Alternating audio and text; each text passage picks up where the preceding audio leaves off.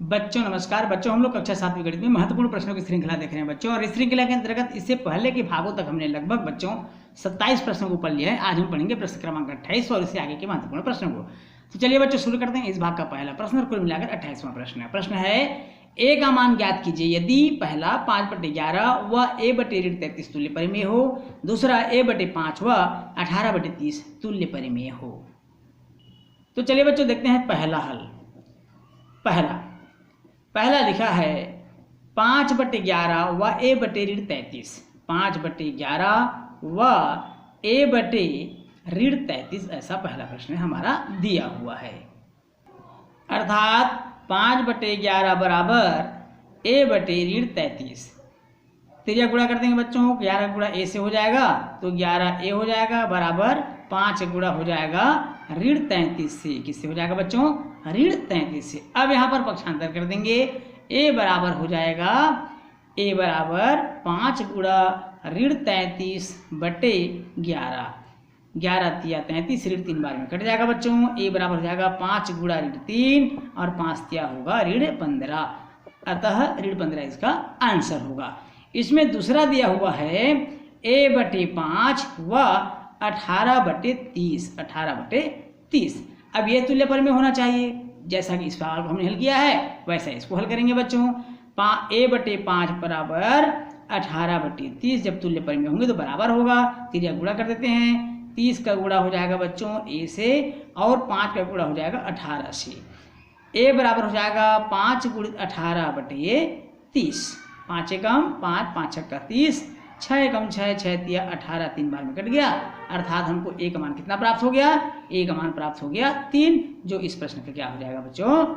Answer हो जाएगा। चलिए देखते हैं अगला प्रश्न।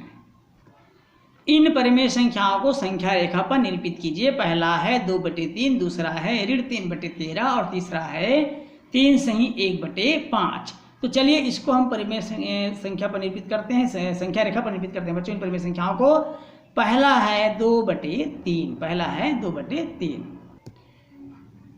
अब इसके लिए हम क्या करेंगे, एक सबसे पहले संख्या रेखा बना लेंगे। इस प्रकार स्केल की सहायता से आप बनाइएगा बच्चों, स्केल की सहायता से बिल्कुल सीधी एक लाइन खींच लेंगे।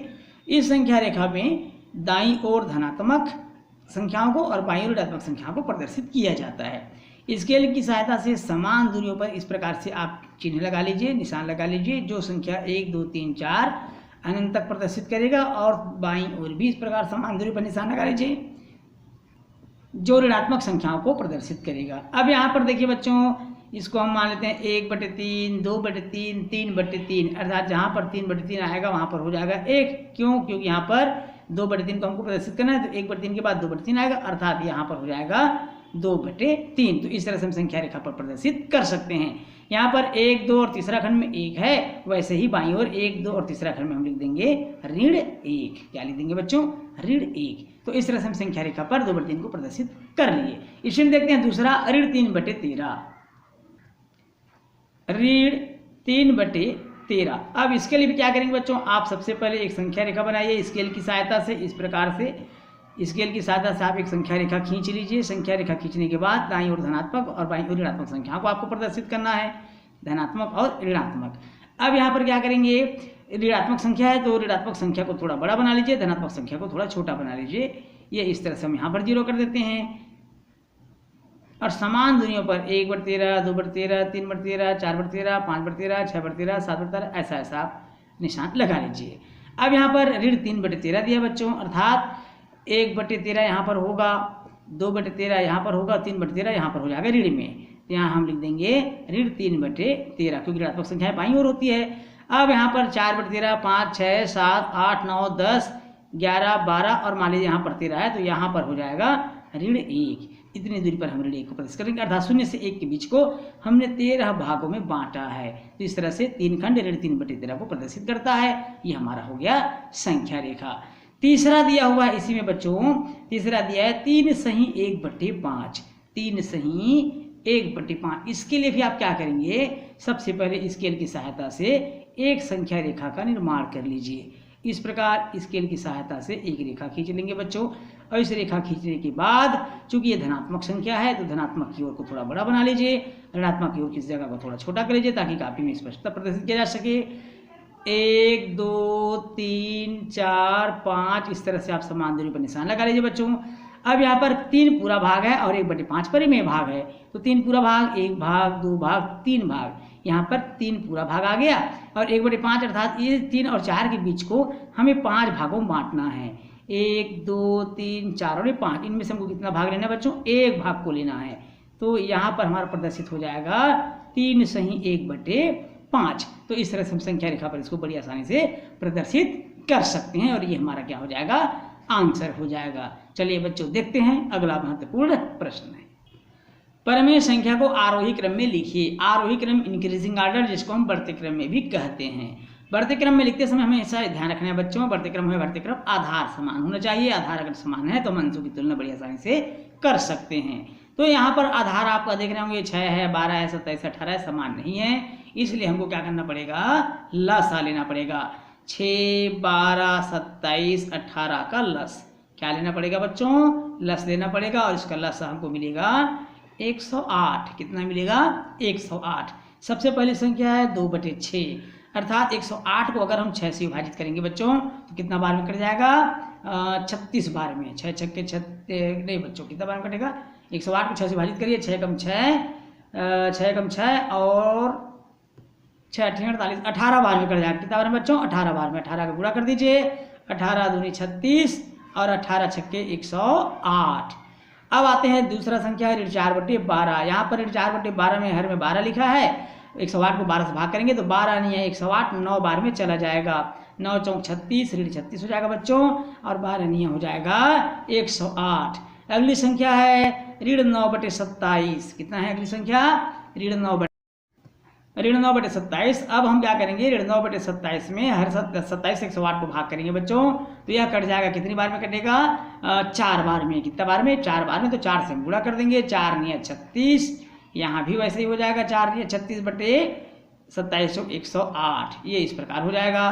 फिर अगला है 5/18। 5/18 में 18 से 108 को भाग करेंगे बच्चों तो ये कट जाएगा, 18 छक्के 108 होता है, 6 से विभाजित हो जाएगा, 6 पंचे 30, 30/18 छक्के 108।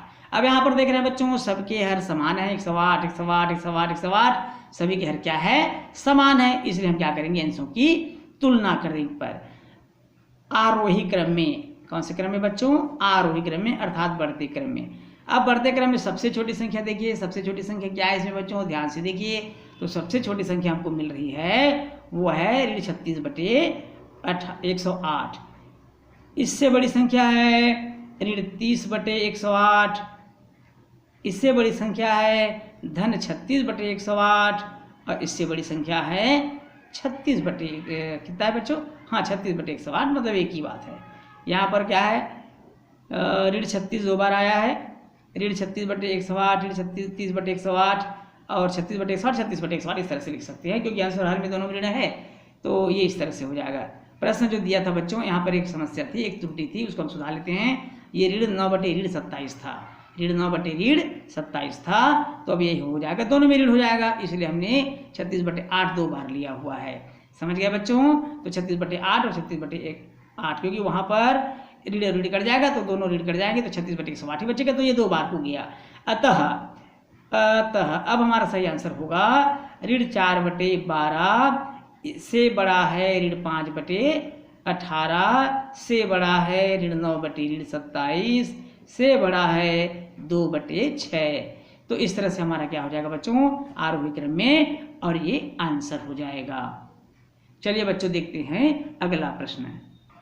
राधिका रात के खाने में 2.5 रोटी खाती है। कितनी रोटी खाती है बच्चों? 2 से 1/2 रोटी खाती है तथा उसकी बहन गीतिका 10/4 रोटी खाती है। बताइए क्या दोनों बराबर रोटियां खाते हैं? हमें क्या करना है? ज्ञात करना है। तो सबसे पहले हम देखेंगे बच्चों गीतिका द्वारा खाई गई रोटी।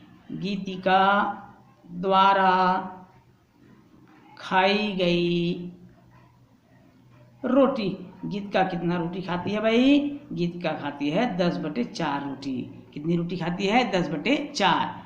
राधिका द्वारा खाई गई रोटी। राधिका द्वारा खाई गई रोटी। अब राधिका कितना रोटी खाती है? 2 सही 1/2 सही बटा हम तोड़ देते हैं, 2 दूनी 4 और 1 5/2 रोटी। कितनी रोटी? 5/2 रोटी। अब 5/2 के अंश और हर में 2 का गुणा कर दें, पर 5/2 के अंश और हर में 2 का गुणा कर दो, अंश व हर में 2 का गुणा। हम 2 का गुणा कर देते हैं, 2 का गुणा करने से क्या हो जाएगा? 5/2 गुणित 2/2, 5 दूनी 10 और 2 दूनी 4, 10/4 रोटी। अब यहाँ देखिए बच्चों, गीतिका ने भी 10/4 रोटी खाई थी और राधिका ने भी 10/4 रोटी खाई है, अतः दोनों बहन बराबर रोटियां खाते हैं। उत्तर में लिखेंगे अतः दोनों बहन बराबर रोटियां खाते हैं, बराबर रोटियां खाते हैं। इस तरह से आपको उत्तर में लिखना होगा और ये हमारा आंसर हो जाएगा। बच्चों, इस प्रश्न के साथ ही आज का हमारा क्लास यहीं समाप्त होता है। वीडियो अच्छा लगे तो वीडियो को लाइक और शेयर जरूर करिएगा और यदि आप चैनल में नए हैं तो चैनल को सब्सक्राइब करना बिल्कुल नहीं भूलिएगा। बच्चों, आपसे फिर मुलाकात होगी अगले भाग में नए प्रश्नों के साथ। तब तक के लिए नमस्कार।